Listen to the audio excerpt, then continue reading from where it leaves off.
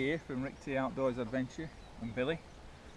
I've been tagged by Mike Bailey, top geezer Mike, cheers anyway fella, it's first time I've been tagged in anything, so to do with my YouTube channel and everything, but yeah, cheers. I know it feels a bit weird tagging someone, you don't want to drop them in it, do you? But yeah, thanks, it's alright anyway. So there's 8 questions. He always starts moving about when I start talking, Billy, and distracts me from what I'm saying. But yeah, Mike answered 8 questions, and there's a couple of, I've seen a couple on YouTube where people have done it. So I'm going to answer these 8 questions, so bear with me, and I hope it's interesting-ish. And then I'm going to tag 3 people myself to answer 8 questions, and those 3 people, you don't need to do it, it's just a bit of fun, innit? If you don't want to do it, just ignore it, you might never even see the video anyway.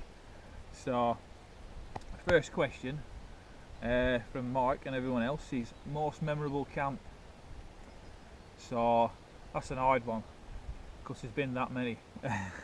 I've spent many a night on many a mountain, on top of many a mountain. Camped on Scafell Pike Ice one in England, Ben Nevis Ice one in Scotland, Snowdonia Ice one in Wales, etc, etc, and different mountains in different countries, etc, and had some fantastic times. I've camped with a lot of different people, had memorable trips for a lot of different reasons, a lot of canoe trips where I'm with a group and what have you, and they've all been fantastic for different reasons. Camps on the River Spey, we were sat around the fire having a brew and the otters are hunting behind us, watching the otters swimming about, hunting and coming back up with fish and crabs and all sorts of stuff. Probably the most memorable ones have got to be the ones with my lads. My daughter don't really, she's not really into it that much, but my wild camping, my trips, my canoe trips, camping on islands, on lakes with my boys, they've got to be the most memorable, really, I would say. Fantastic. I had a good trip with my cousin Simon and my lads when they were younger. Camped in built a shelter on an island and camped in there, and we're frozen on in the morning, had to smash the ice to get off the island. Kids are hardcore. I remember in the middle of the night in this shelter, 3 of us, me, Jack and James, all snuggled up in with sleeping bags on with mats in the shelter, and I was bloody freezing. And I remember getting my rucksack and emptying the kit and putting my feet in my rucksack and etc, try and keep my feet warm and everything else. And them 2 were snoring away more or less. And then when I woke up in the morning and I was like, bloody hell lads, how cold were that last night? And they were like, yeah, what do you mean, like, yeah, alright, no, it was good sleep. So yeah, kids are hardcore. So I've had some fantastic trips with them. So they've got to be the most memorable to some extent, because they're your kids, aren't they? But I've had loads and loads, too many to mention. Some good canoe trips with some good lads. Yeah, did a good trip down Spey with some firemen, that was a good trip. Did a good trip down Spey with my mate Tom Selby and his dad, that was a good trip. I've had loads, and loads from when we were kids, when we were just rum lads dossing about. So yeah, some great trips, love it, and still plenty more to come, hopefully. Right, what's up now? Second one, solo or social camps. So it's pretty similar, really, this. To be honest, I like my solo camps nowadays. My kids are grown up, they'll come with me occasionally, but no, I love my solo camps, but I'm not really solo because I've always got Billy with me. Yeah, but yeah, I love my solo camps. I just like being in forest, and with a solo camp you don't have to please anyone else, you just please yourself. You can run to your own agenda. If I want to do some little projects, I can do that without worrying whether anyone else is bored or getting fed up. I do like me trips with a few others sometimes, my social ones, but I think for them you need an objective. So you need something that you're all aiming for. So a run down a river in canoe camping, a multi-day trip down a river is ideal for a social trip, because you've got a destination at the end. You get you're pitching camp when it's going dark at night or whatever. You're getting up in the morning, you're breaking camp, and you're setting off downriver. You're aiming for the destination, so you're all doing the same thing. So it's successful. It works. Nobody's looking at doing something else because you're all going the same way. Same with an hiking destination where you're moving on every day. You're travelling. Even in bushcraft terms, if you've got an agenda of this is what you want to do, you want to go out there and practice building lean-to shelters, or you want to have a night practicing different type setups or hammock camping or whatever, and you know what you're going to do before you set out. You know, whether it's we're going to practice some spoon carving, we're going to practice some cooking, we're going to do a bit of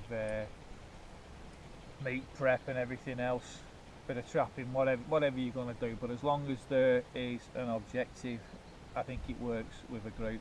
But as a rule, I love me solo camping. Yeah, with my little body here. That's that one. What's your favourite knife? Nah, I'm not. I'd love to be able to get a 300 quid knife out my bag. Some of the dogs do days.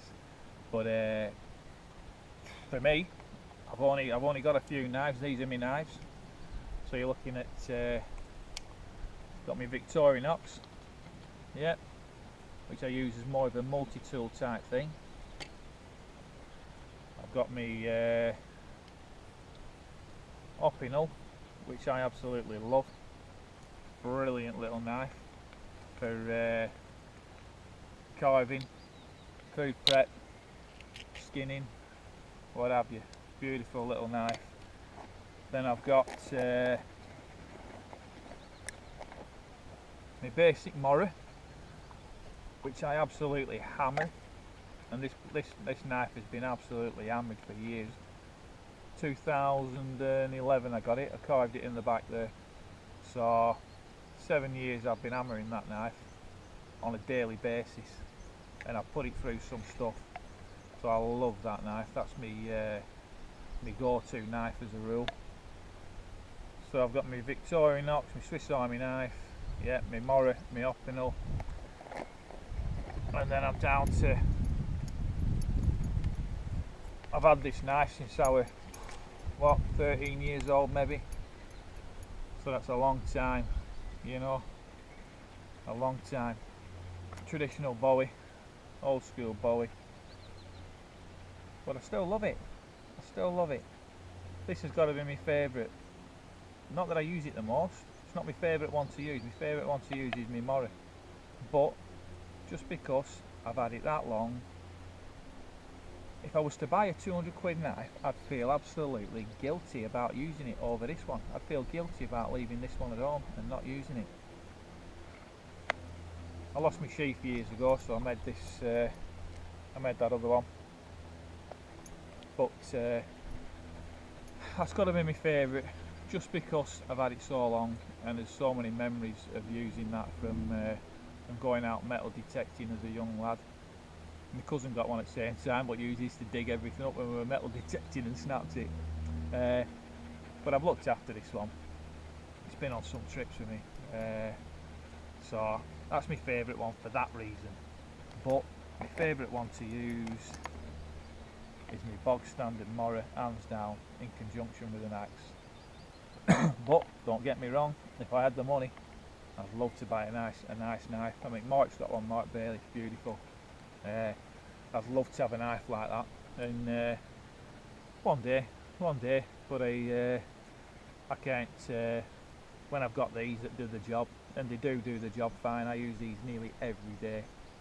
I use knives on a daily basis, so, and they do the job bloody fine. I'd love a full-time one, something a bit more hardcore, and I will get one day, but like you say, I can't justify it at the minute. So that's my favourite knife, my Morra, bog standard Morra. Use it for everything, brilliant. I even do a fair bit of battening with that. You've got to be careful, obviously. You might as well, if you've got an axe, you better using your axe. But yeah, that's the one, love it. Right, what's the next question? Where did you learn your bushcraft skills? Phew. Probably the same as a lot of you are going to say. out and about as a lad. Yeah, out and about as a lad. I've spent, I was lucky enough to be given the freedom, well we were when I was a kid, in the 60s, 70s. You had the freedom to, my kids have had the freedom, I've let them get out and explore, and that's why they're adventurers in their own rights and all over the world doing stuff, you know. And but when I was a kid, we had the freedom to go out there and do what we wanted. We was fishing and shooting every day, and we was out camping for days on end, wandering around. I mean, just wandering around, building dens. Every group of kids, every group of mates had a den somewhere, and we used to go around raiding each other's dens. Granted, we were searching for knack mags half the time, because everyone had a quick save bag or something filled with some dirty magazines stashed under a bit of plywood, and you nick each other's. But as a rule, we were out there building shelters. I had good mates, my cousin Simon, he's a good outdoorsman, spot on. We was out all the time with him, shooting and rabbiting and ferreting, and we mate Joe Cross and Gaz Maddox and Dave Costello and Andy Riley fishing, and Mark Bolton with the air rifles, and I've missed a lot off. We had a top crew. We was out all the time in the forests and the woods, on the moors, on missions everywhere.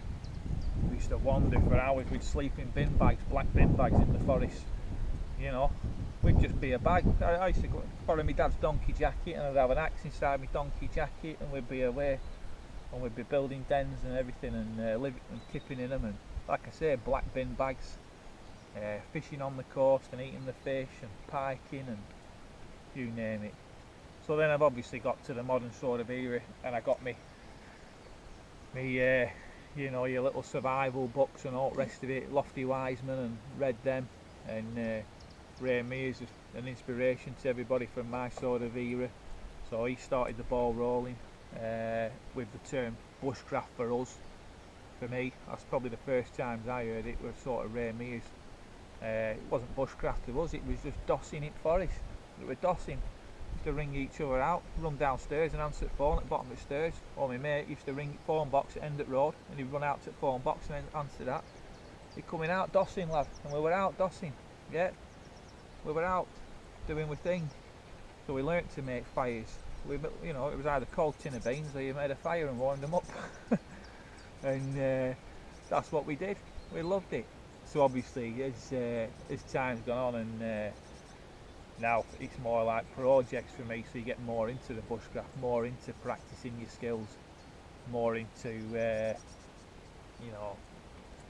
you know, like bore drill sets, making bore drill sets, and, you know what I mean, and making chairs and making camps and making mats and making fish traps and making snares and making everything else. And all these projects, each one of them encompasses a lot of bushcraft skills, so you're practicing them all the time. But yeah, that's where I started off. Probably the same as a lot of people, just got a love for the outdoors. Next question. Favourite firelighting method?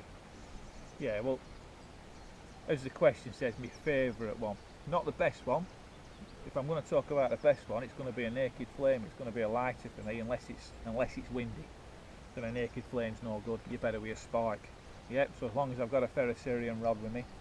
But my favourite one has got to be it's your flint and steel. No doubt about it. I love it. I love it. I do a lot of bore drill. I carry a kit with me half the time, or sometimes I'll make my own one.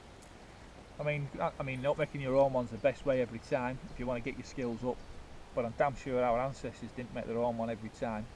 They made one like this. They probably dried it round the fire while the last bore drill set was conking out, made a new one, and then carried that with them until that was conking out. And then when it was getting near its end of life, they made another one and replaced it before it conked out. But so I use that sometimes, but well, I use it quite a lot. But I love my flint and steel. I love you. I don't know why. We're all different, aren't we? But yeah, I love my flint and steel, especially if I'm using it with flint that I found myself. But I just enjoy using it that way. So my favourite way is that way. As I say, I carry a ferrocerium rod. I carry a lighter. a couple of lighters. That's usually in my kit, and then I can knock a bow drill up if I want. But yeah, my favourite way, I don't know, it's just a bit of a, I just like, it's just a connection with our ancestors and that steel and that flint and everything else. So yeah, that's my favourite way. Most essential item of kit. Come here, Billy. Come here. Good lad. Good lad, stay here. Most essential item of kit. It's going to be weather dependent 100%, but surmising that we've got the kit to be where we are. Yeah, I love my buffalo jacket, so in winter I love my buffalo jacket's fantastic. I love my boots. I love a lot of me. I like to wear my kit till it's dropping off me. I love a lot of kit and I wear it all the time, the same sort of kit, my bags and everything else. But so saying you've got the right kit on, so you're not bothered about shelter and whatever, you've got the right outdoor gear wearing. If it's kit, me essential bit of kit, it's got to be for me 100% an axe or a hatchet. 100%. This is just an old one, an old snout special. It's just from an outdoor, not an outdoor like builders merchants. It's sharp though, I keep it pretty sharp. But I love that. I love an axe. I'd carry an axe over a knife any time. If I was just to carry one piece of kit, I can build shelters quicker with this than I can with a knife. I can feather sticks with this. I can skin it with this. Granted, it might not be brilliant for small carving tricks, but I can do rough carving with this. I can carve a spoon with this, rough. I can do all sorts with this. This would be my item of kit. I mean, again, like my knife, if I had the longer, I'd have a fancier axe, maybe with a 19-20 inch handle, carbon steel head, so I can get sparks off that, etc. And be a nicer make. But this does the job. Yeah, it does the job. And I'm damn sure if our ancestors could use stone axes, I can make do with this thing. Yeah, so it'd be my axe. But my favourite bit of kit, believe it or not, is my own bloody spoon. Now that thing has been hammered. I made that years ago and I love it, man. I just love using it. I love eating with it. I love stirring my food with it. I've made the end of it so I can take the lid off my zebra pot with it. It gets used all the time and I love it. I just love using it. Yeah, I've made a few, but I've made quite a lot, but I just love using this battered old thing that's yeah, I love it. So yeah, my essential piece of kit, my axe. Do I prefer wood, gas or spirit stoves? I'm not a stove man really. It's wood on a little controlled fire, not a massive bloody thing, you know what I mean? And you know, it's a survival situation, yeah, a nice big fire, yeah, but as a rule I've got a small controlled fire. I don't really use stoves. I'd like, yeah, I use an Examine stove occasionally. I'd like a nice stove. I'll probably get one at some stage, but I'm not into kit as such really. I'm just into the basics and using what I've got about me. So I love a wooden fire. I use gas stoves when I'm climbing, mountaineering and stuff like that. When I'm up in mountains I use a little gas stoves and what have you, because I ain't going to be building a fire up in mountains. There's no to burn as a rule over here. Might be in other countries. They're pretty tree bare, the mountains over here, and it's time and efficiency to get it done quickly. Little gas stove, bang, tents up, gas stove, bomb, in my bivvy, whatever. Pots on, cooking, you know what I mean, boiling my water for a brew, etc. So I'll use a little gas stove with them, no hassle, messing about, bang it straight up. Like I say, I will occasionally use my Examine stove, I like that. But as a rule, I love my little fire, my little wooden fire, get my zebra pot on. Something about it, isn't there? Nature's TV. Right, last question. Do you carry a bug out bag or a go bag?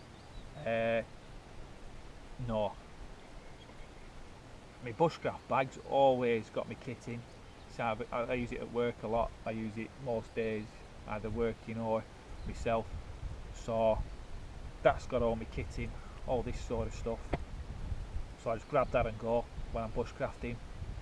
I do a few other sports, so I've got several bags. There's no bug out bag, but I've got a bag with fishing gear in, a rucksack, so I'll just pick that up. It's got all my kit in, grab my rod bag, boom, done and dusted, throw my bushcraft one in as well, and I'm kitted out for the day.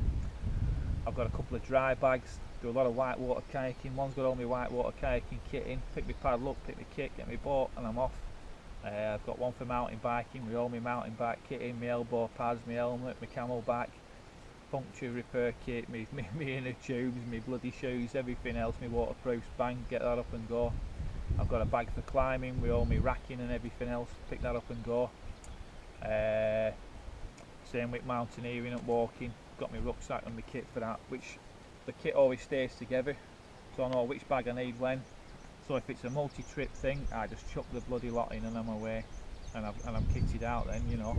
So no, I don't have a bug out bag. I'm not a prepper as such. I'm different subject, but a lot of people see prepping as having, I'm exaggerating here, 200 tins of beans in the cellar, or you know, a shotgun with 3,000 cartridges tucked away or whatever. I'm not into that. If it all goes tits up, someone's going to come and burn your house down and nick your beans and take your rifle off you, shoot you and take all your things. For me, prepping's about the skills to be able to not necessarily survive, but yeah, survive in the wild, build a fire from friction fire, etc. But being able to have multi-skills. So if somebody is, I've got trades, I've got things I can do. I can plaster, I can build, I can weld, I can mend a car. You know what I mean? If you can make a knife from a file, if you can grow, if you can show people how to build a fire from friction, you've got skills, you can trade, stuff like that. So that's my bit of prepping. My bit of prepping is just being multifaceted and being able to do lots of things very quick, very quick. That's just I'm not going to talk bollocks about that for too long. That's just a very quick one. So yeah, bug out bag, I suppose I have a few really then. Yeah, I don't have a bug out bag, but I have all my kits packed, ready to rock and roll whenever, for whatever scenario. So yeah, spot on, love it. So yeah, cheers for them questions and what have you, and I'm going to tag a few people in it. What I'm going to do now, I'm going to get up on Moors and have a walk. Cracking day today. I'll have a think who I'm going to tag while I'm walking. Give me a few minutes and I'll get back to you. I've sussed it, had a bit of a think. Some of these are like quite well known YouTubers who are probably not going to watch my videos, so they're probably not going to get to answer, but I'd love to see your 8 questions answered if you do watch it. So one of them's Smooth Get a Fix, Julius and Dylan. Good lads, real good lads. Just done a winter series in Poland. So I'd love to hear your answers, lads. But I mean, I doubt you're going to see it, but if you do, be good. Northwest Primate, fantastic. And I know it's probably not your cup of tea, man. You mainly just get on with it and show it, no talking, just get on with it, show your hands, show your tools. Well, I'd love to see your kit, yeah? Adventure Outside, good man, local man, love to see your stuff. Lundy, you can do a bit if you fancy it, fella, like to see a bit of yours. And Guns, Knives and Beer, Mitchell, over in America. I know you'd have some decent kit and what have you, and so I'd like to see a bit of your kit if you fancy doing it. Also, my mate Bazza Escort, the Riverbed Inspector, more of a kayaker. Riverbed Inspector's a bit wrong nowadays. They don't inspect the rivers, it's too good for that nowadays. But and as far as prepping's concerned, if we ever have an apocalypse and it all goes tits up, Bazza's your man. Yeah, if your van needs fixing, Bazza's your man. If you need some welding, Bazza will do it. He'll weld your van for half a dozen chickens. Probably assassinate your neighbour as well for you. But yeah, so Bazza, if you fancy doing a bit, good on you. So yeah, that was about that, lads. I mean, no pressure. You might not watch it, so you might not see it. If you watch it and you fancy having a do, yeah, have a go. Be good to see. There's loads of other lads I'd like to see as well, but you can't mention everybody. But yeah, like I say, you don't have to do it. Just a bit of fun. But if you fancy it, let's talk some bollocks around the campfire. Alright, anyway, thanks for joining us. Thanks for sticking with us, if you've watched it all. And I hope it's been alright. Anyway, catch you soon.